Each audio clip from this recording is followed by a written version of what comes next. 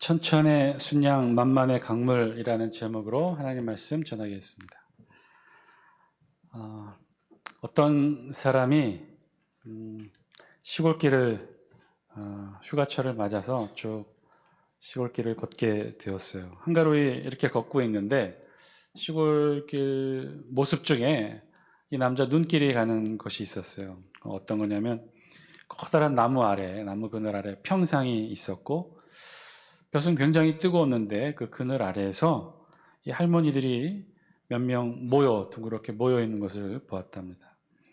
뭐 어디서나 볼 수 있는 그런 흔한 모습일 수 있었는데, 그런데 이 사람의 길을 멈추게 한 것은 할머니들이 아주 좀 특이한 모습으로 모여 있었기 때문이죠. 자세히 가까이 다가가 보니까 할머니들이 동그랗게 모여서 뭘 하고 계셨냐면 고스톱을 치고 계셨어요. 그런데 그냥 고스톱을 치고 계신 게 아니라 특이한 복장을 하고 고스톱을 쳤던 거죠. 어떤 특이한 복장이냐? 할머니들이 검은 봉다리 쓰시고 하얀색 봉다리도 쓰시고 그리고 고스톱을 치고 있다는 거죠. 그래서 그냥 지나치려니 너무나 궁금해서 이 남자가 다가가서 물었습니다. 할머니, 지금 뭐 하세요? 아니, 고스톱 치고 있지. 아니요, 그건 아는데 머리에 쓰고 계신 건 뭐예요? 아니, 이 사람만 보면 모르나 비닐봉다리 아이가. 아니, 그건 아는데 왜 까만 봉다리 머리에 쓰고 계셔요? 그랬더니 이 까만 봉다리 쓰신 할머니가 하얀 이를 드러내며 이렇게 말하셨어요.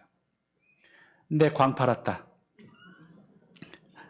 그러자 흰봉다리 쓰신 할머니도 이렇게 말합니다. 내는 흔들었어.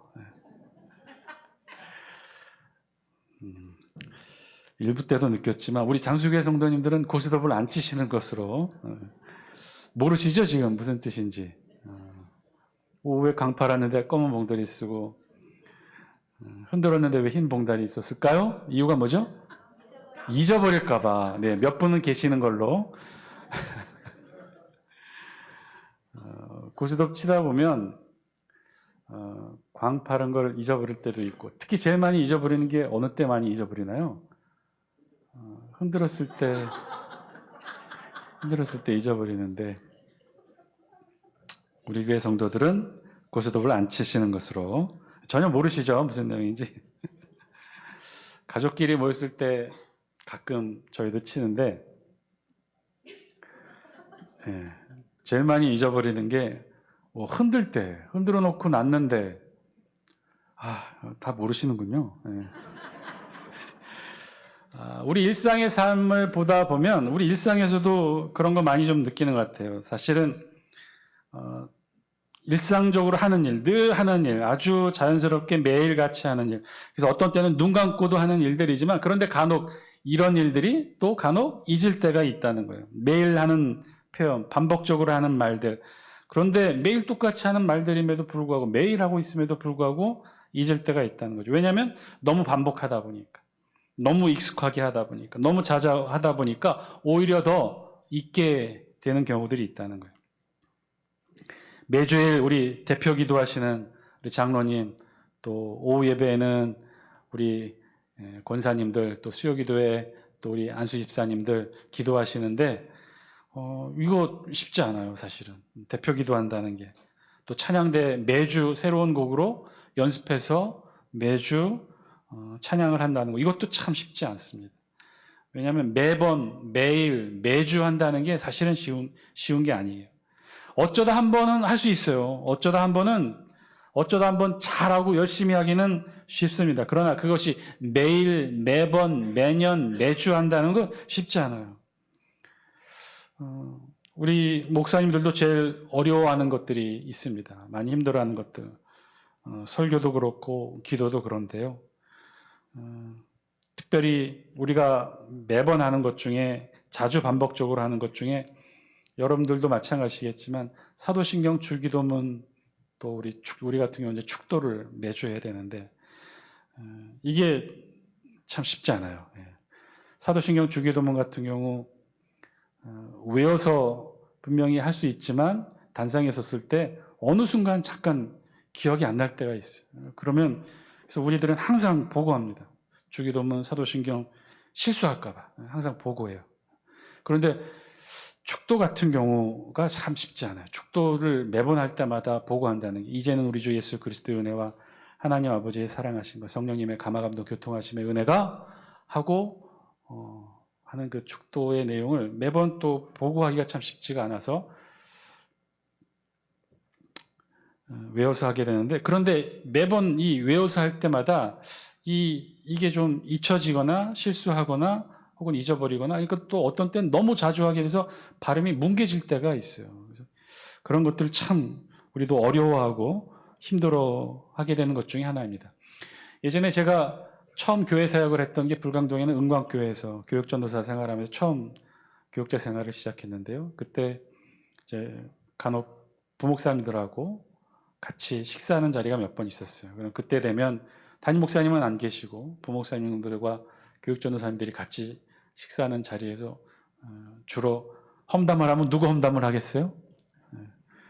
담임 목사님 이야기를 하게 되죠. 근데 그때 담임 목사님이 이동준 목사님이시고 지금 은퇴하셨는데 굉장히 철두철미하신 분이었어요. 실수 하나 없으신 분이고, 그 교회가 또 워낙 분란도 많아서, 근데 그 교회에서 목사님이 원로로 은퇴하시기까지 참 쉽지 않은 목회를 해오셨는데 정말 철저하신 분이라 우리가 볼 때는 너무나 흔들림 하나 없이 실수 하나 없이 너무 목회 잘하시는 것에 대해서 우리가 부럽다고 얘기했더니, 실제로 매일 같이 사역하셨던 부목사님들이 얘기해 주시는데 아니라는 거예요. 그 철저하신 목사님도 실수하실 때가 있다는 거예요. 그래서 언제 실수했냐고, 우린 한 번도 보지 못했다고 그랬더니 한 목사님이, 부목사님이 그 실수담을 말씀해 주시는데, 우리처럼 이제 부목사님이 사회를 다 보시고 담임 목사님이 나오셔서 하시는 건 딱 두 가지예요. 봉헌 기도와 그리고 설교 이후에 축도, 이렇게 예배를 마치시는데, 부목사님이 사회를 다 보시고 담임 목사님 나오셔서 봉헌 기도해 주시겠습니다 했는데, 담임 목사님이 단상으로 나왔는데 그 교회는 우리처럼 사회자석, 설교자석이 나눠 있는 게 아니라 중앙에 한 단상밖에 없어요. 그래서 부목사님하고 담임 목사님하고 자리를 교체해서 목사님이 올라오셔서 봉헌 기도를 하셔야 되는데, 그런데 목사님이 갑자기 습관적으로 손을 올리시더니 이제는 이라고 시작하는 거예요. 자리를 바꿔서 자기 자리로 돌아가서 앉으렸던 부목사님이 너무나 화들짝 놀라가지고 목사님 옆구리를 푹 찔렀죠. 그랬더니 목사님께서 이제는 이제까지 지켜주신 하나님의 은혜에 감사하며 갑자기 축도해서 봉헌 기도로 바꿔서 봉헌 기도를 하셨다는 이야기를 해주신 게 기억이 납니다. 자주 하는 것, 매일 하는 것, 매번 하는 것, 소중하고 중요한 것인데, 그런데 자주 하다 보니까 오히려 아이러니하게도 소중하지 못하게, 중요하지 못하게 실수하거나 잊혀지거나, 가장 답답한 것 중에 하나는 뭉개지는 경우가 참 많이 있는 것 같아요. 목사님들 험담하려는 게 아니라, 제가 알고 있었던 많은 어르신 목사님들 같은 경우 축도하실 때 발음이 뭉개지시는 분들이 참 많아요. 왜냐하면 한두 번 한 게 아니니까. 매번 하다 보면 그 표현이 정확함을 잃어버리고 뭉개지게 되더라고요. 그런 모습 보면서 우리의 신앙의 모습도 한번 되돌이켜 봅니다. 우리의 신앙은 어떤가요? 우리 신앙도 한두 해에 한 거 아니죠. 지금 이 자리에 앉아 계신 분들 얼핏 보니까 지난주에 등록하신 분 빼고는 대부분이 10년, 20년, 30년, 40년, 아니 평생을 신앙생활에 오신 분들인데, 우리들도 그렇게 신앙생활에 왔죠. 매주, 매일, 매년, 매번, 매십 년 평생을 신앙생활에 왔는데, 그런데 우리의 이 신앙의 행위들 어떤가요? 매주, 매번 하여오는 우리의 신앙의 행위들, 하나님 앞에 진실되고 신실하게 실수 없이 하나님이 기뻐하시는 모습으로 우리 지금 신앙생활하고 있습니까? 혹시 너무나 자주 매번 매년 해오던 신앙생활이라 혹시 흐트러지거나 잊혀지거나, 혹은 정말 제가 걱정하는 것 중에는 우리의 신앙의 행위와 모습이 하나님 앞에서 뭉개지지는 않았습니까?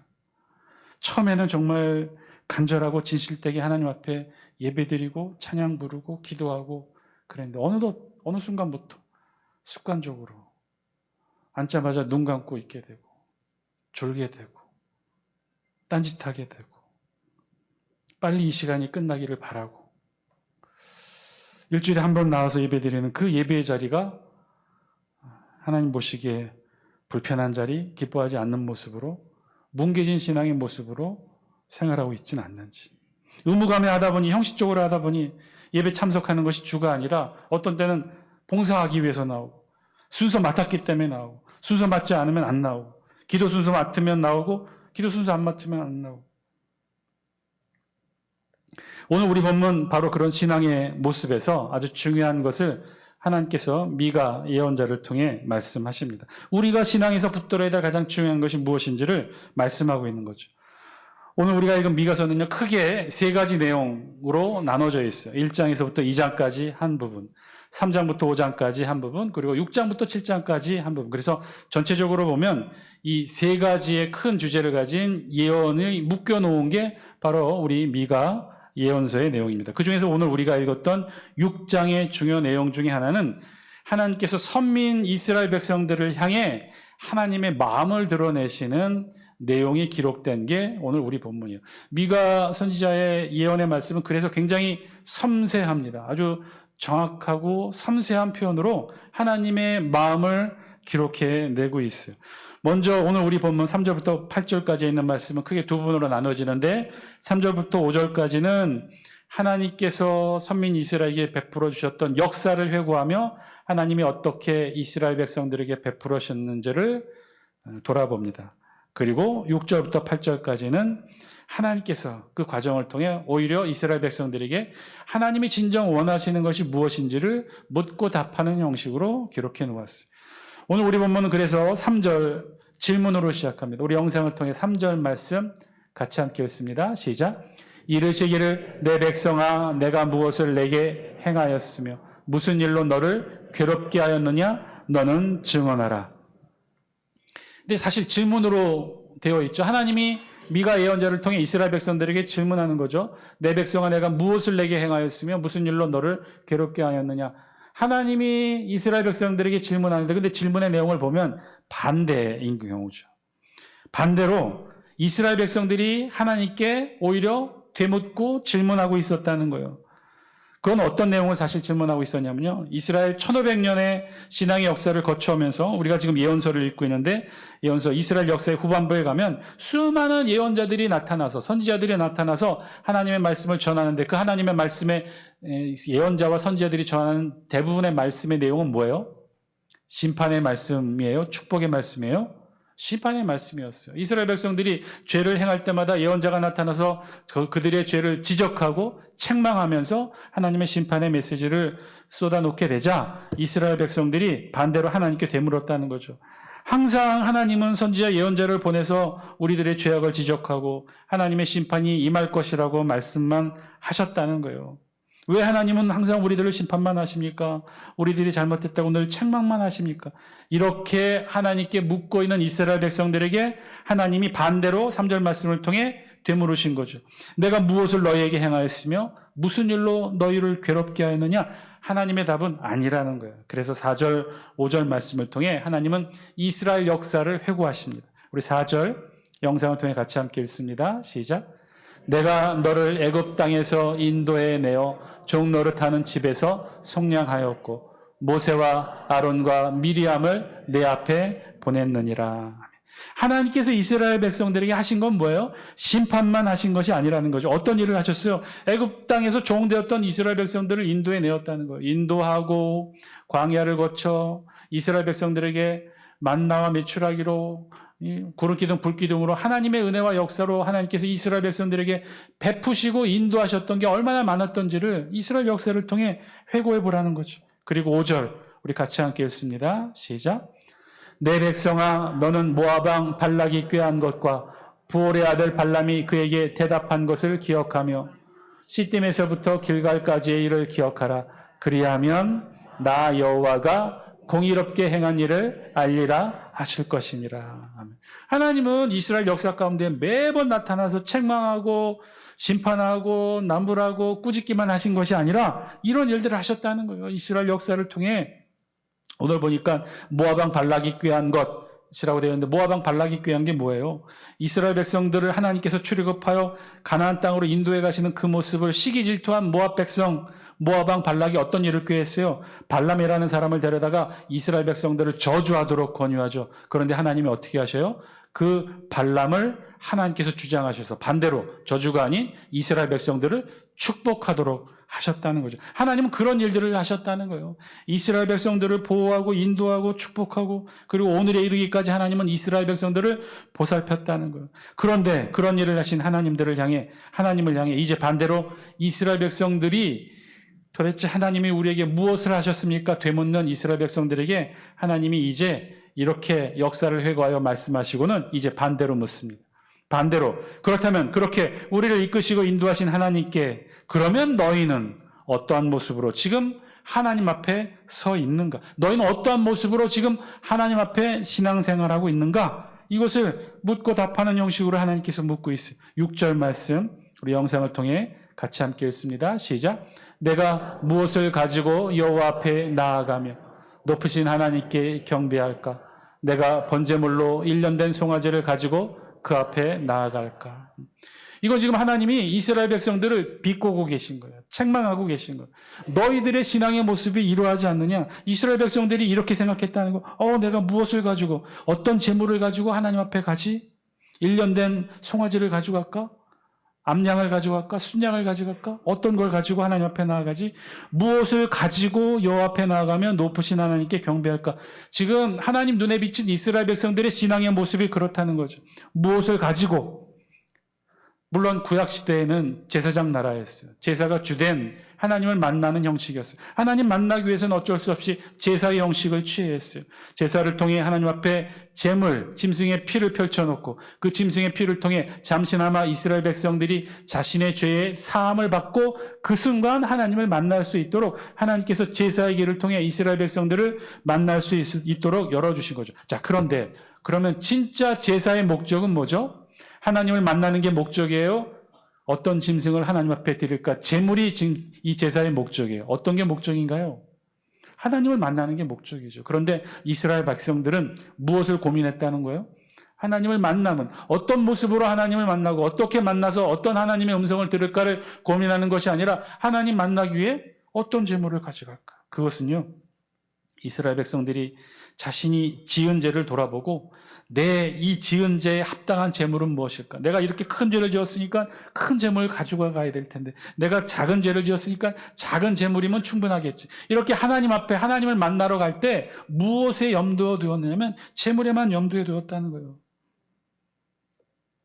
그래서 오늘 성경 6절의 말씀은요, 사실은 전혀 어울리지 않는 대꾸로 어색한 문장이 바로 오늘 6절에 있는 말씀이에요. 우리 6절 다시 한번 읽어볼까요? 시작. 내가 무엇을 가지고 여호와 앞에 나아가며 높으신 하나님께 경배할까? 여기까지 읽겠습니다.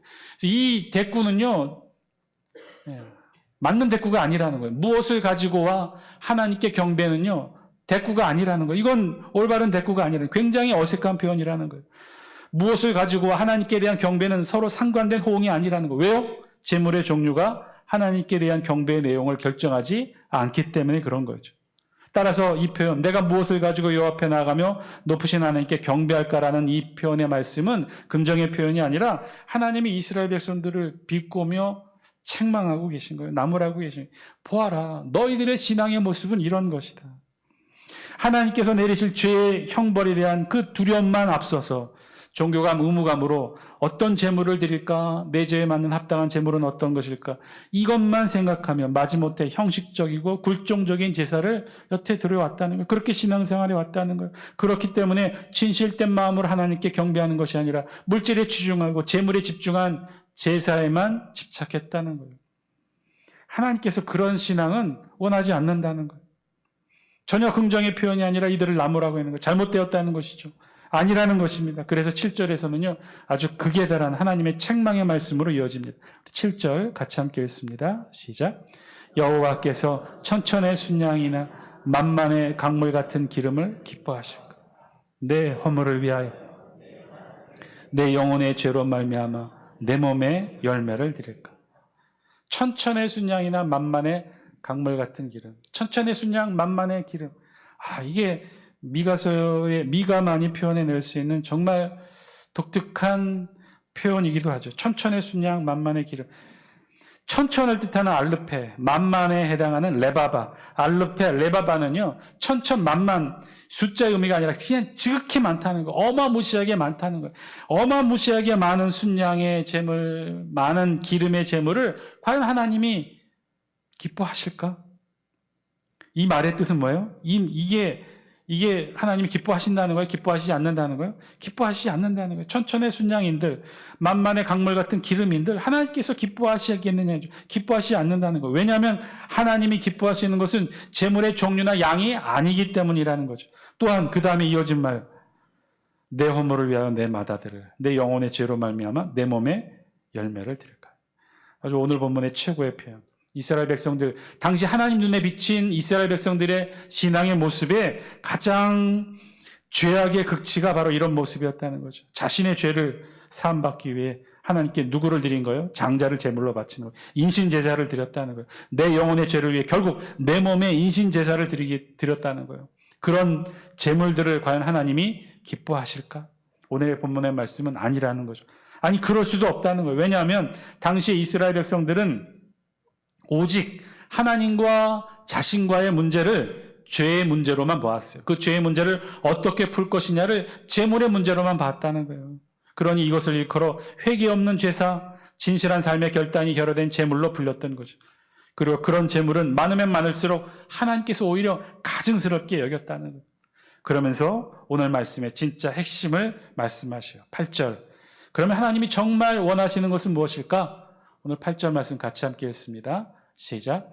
사람아, 주께서 선한 것이 무엇임을 내게 보이셨나니 여호와께서 내게 구하시는 것은 오직 정의를 행하며 인자를 사랑하며 겸손하게 내 하나님과 함께 행하는 것이 아니냐.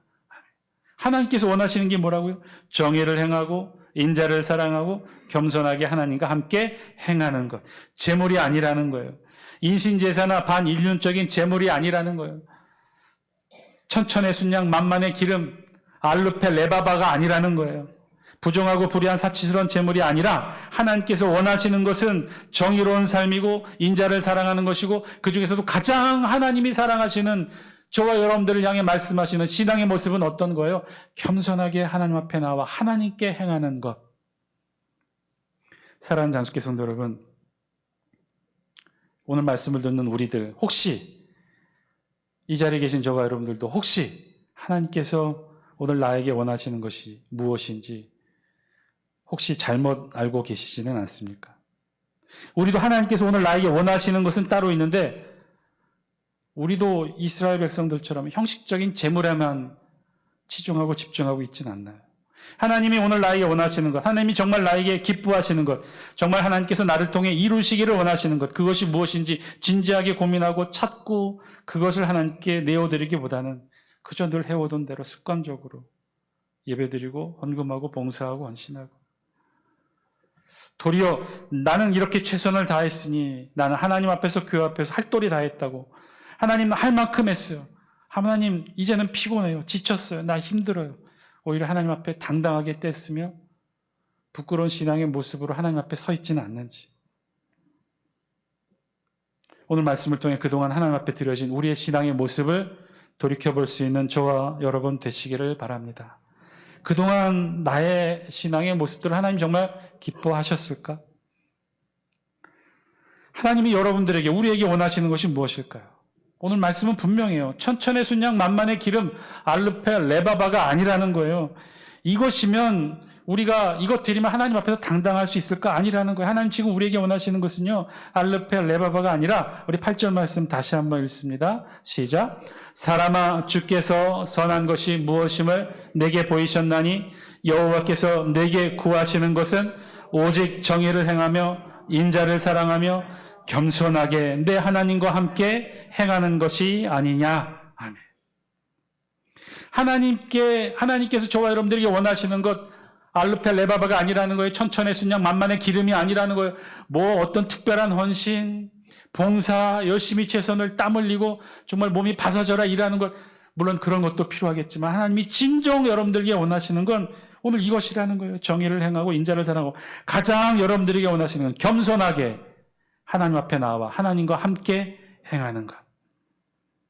사랑하는 장수교 성도 여러분, 어쩌면 이것이 우리가 평생 지키며 살아내는 신앙의 모습의 전부일지도 모르겠어요.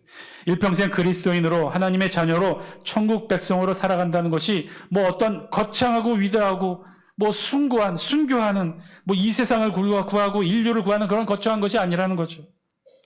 천천의 순양 만만의 기름 같은 뭐 어마무시한 헌금을 하라는 것도 아니에요. 집 팔고 논 팔아서 제물로 바치라는 것도 아니에요. 하나님이 진정 여러분들에게 원하시는 것은요, 이거라는 거예요. 장수교회를 통해 여러분들을 하나님이 부르시는 바로 그 자리에 여러분들이 겸손히 나와서 하나님과 함께 행하는 것. 우리가 저 밖에서 생활하는 일상의 삶들, 일상의 시간들을 조금만 일주일에 한 번 교회로 가져와서 나의 일상의 삶을 펼쳐놓고 이 일상의 삶을 하나님의 시간으로 채워내 신앙의 시간으로 만들어내는 것, 이것이 하나님이 저와 여러분들에게 원하시는 거라는 거예요.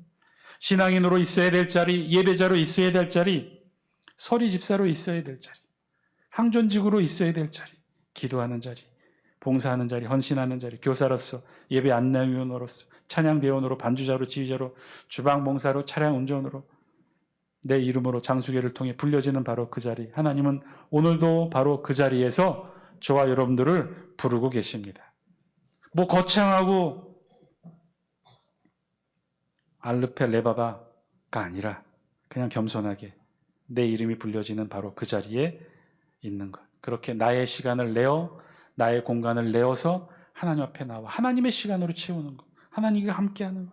바로 이 예배 자리에 말없이 나와서 조용히 같이 기도하고 찬양 부르고 말씀 듣고 은혜를 나누고 그리고 조용히 묵상하며 오늘도 나에게 말씀하시는 하나님의 음성을 듣는 것. 내가 기도 순서 맡았기 때문에, 내가 찬양대 대원이기 때문에, 내가 예배 안내 맡았기 때문에, 내가 주방공사 맡았기 때문에 그래서 형식적으로 나오는 예배의 자리가 아니라 그저 겸손히 나와서 하나님과 함께하는 거예요. 그래서 오늘도 이 한 시간, 나의 일상의 시간을 한 시간 신앙의 시간으로, 하나님과 함께하는 신앙의 시간으로 바꿔내는 거죠. 그것이 하나님께서 저와 여러분들을 통해 원하시는 거라는 거예요. 사랑하는 장수교회 성도 여러분, 오늘도 하나님은 저와 여러분들을 이 예배의 자리에서 만나기를 원하셨고 지금 만나고 계시는 줄 믿습니다. 오늘 이 자리에 참석하신 여러분, 오늘 말씀을 통해 또 함께 불렀던 찬송을 통해 찬양대의 찬양을 통해 대표 기도하시는 장로님의 기도를 통해서 오늘 이 설교 시간 선포되어지는 말씀을 통해 하나님이 여러분에게 말씀하신 하나님의 음성 여러분 들으셨나요? 말씀과 함께 오늘 하나님이 여러분들을 위로하여 주시고 여러분들의 어깨를 다독거려 주시고 여러분들의 상처난 마음을 위로해 주시는 하나님의 손길을 경험하셨나요? 네, 느끼셨나요? 그 하나님의 손길과 음성을 들으셨기를 주의 이름으로 간절히 축복합니다. 그런데요, 여러분, 이 자리, 하나님을 만나고 겸손하게 하나님과 함께하는 바로 이 예배의 자리는요, 이 시간만 있는 게 아니에요. 점심 식사 후에 오후 2시에도 그 자리는 준비되어 있습니다. 그리고 수요일 저녁 8시에도 수요 기도의 자리로 하나님은 저와 여러분들을 부르고 계셔요. 그리고 매일 새벽 5시에도 하나님은 저와 여러분들을 부르시고 그 자리에서 하나님은 저와 여러분들을 만나기를 원하셔요. 여러분, 시간 날 때마다 우리의 신앙의 시간을 만드는 것이 아니라 시간을 낼 때마다 하나님 앞에 겸손하게 나와 여러분들이 주님의 이름으로 여러분들의 일상의 삶을 신앙의 시간으로 채우시는 여러분 되시기를 주의 이름으로 간절히 축원드립니다. 여러분, 그게 신앙생활인 거죠. 그저 말없이 겸손하게 늘 우리가 있어야 될 자리, 예배 자리에 나와서 하나님 만나고 하나님 음성 듣고 그리고 근심과 걱정, 아픔 하나님께 다 내려놓고 그 비어진 자리, 나를 향한 하나님의 음성으로 채워내는 것. 그래서 우리의 일상의 시간과 삶을 하나님의 시간과 삶으로 채워내는 것. 그래서 우리의 일상의 삶이 신앙의 삶으로 조금씩 변화되는 것, 넓혀져 가는 것. 이게 신앙이고요. 하나님이 저와 여러분들에게 원하시는 가장 행복한 삶인 줄 믿습니다. 여러분 놓치지 마세요. 주일 빠지고 수요 기도에 빠지고 새벽 기도에 빠지고 여러분 빠질 때마다 꼭 여러분 기억하십시오. 주일 오후 2시 하나님은 저와 여러분들을 우리 장수교회에서 기다리고 계십니다. 그 시간에 우리가 꼭 해야 할 일이 있을까요? 물론 있겠죠. 논밭에 나아가 또 지금 한창 농번기니 바쁠 때니 해야 될 농사일이 있을 수 있겠죠. 그런데 한번 여러분 돌이켜보세요.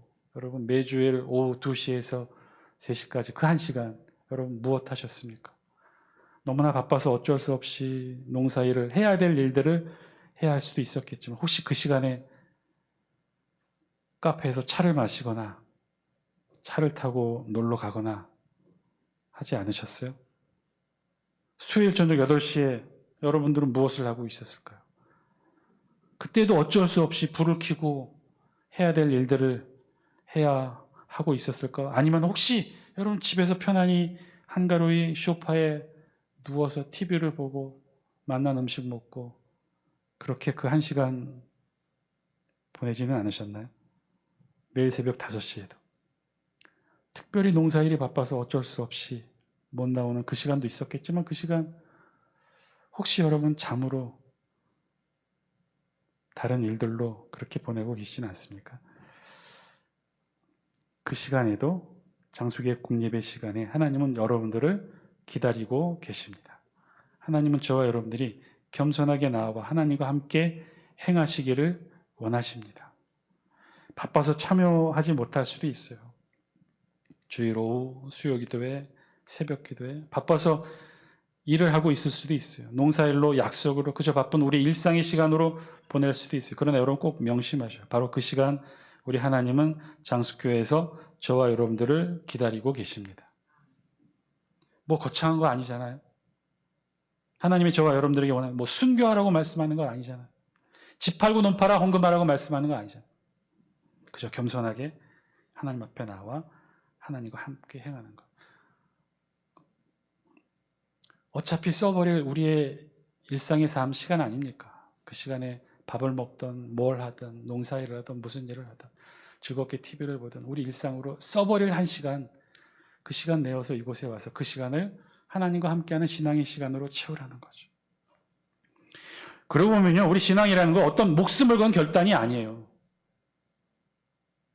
그럴 수 없죠. 왜냐하면 목숨을 건 결단을 매일, 매주, 매년 할 수 없기 때문에. 오히려 신앙은요, 그런 게 아니라 습관이에요. 매일, 매년, 매주, 평생 해야 하기 때문에 그것은 결단이 아니라 습관이에요. 지금 여러분들은 어떤 신앙의 습관을 가지고 계십니까?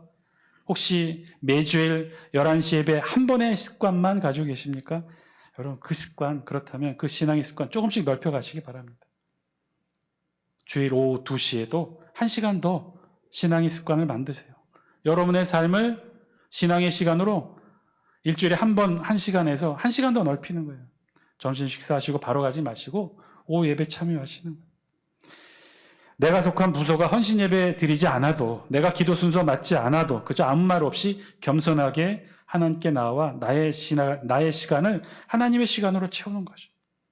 주일 오전과 오후에 참석하는 신앙의 습관 이미 가지고 계십니까? 그러면 조금 넓히세요. 수요 기도에도 빠지지 않고 참석하세요. 일주일에 하루가 아닌 일주일에 2일로 나의 신앙의 시간을 넓히는 거죠. 수요 기도에도 참석하셨다면 새벽 기도에도 도전하세요. 새벽 기도회까지 장수기의 모든 공유배에도 다 참석하시는 신앙의 위대한 습관 가지시기를 주의 이름으로 간절히 축원드립니다. 혹시 이 자리에 그렇게 위대한 신앙의 습관 주일 오전에도 오후에도 수요 기도에도 매일 새벽 기도에도 그렇게 나의 삶을 정말 하나님과 함께하는 시간으로 신앙의 시간으로 잘 채워내는 위대한 신앙의 습관을 가지신 분들 계십니까? 잘하셨습니다. 그렇다면 이제 그분들도 도전하세요. 그 좋은 신앙의 습관을 우리 자녀들에게 신앙의 유산으로 물려주시기 바랍니다. 우리 가족들에게, 식구들에게. 아마 우리가 줄 수 있는 가장 큰 좋은 신앙의 선물이 될 줄로 믿습니다. 그렇게 하나님 앞에 우리의 삶을 신앙의 시간으로 잘 채워내셔서 하나님이 오늘 원하시는 겸손하게 하나님 앞에 나와 하나님과 함께 행하는 복된 신앙의 삶 살아가시는 저와 여러분 다 되시기를 주의 이름으로 간절히 축원드립니다. 기도하겠습니다.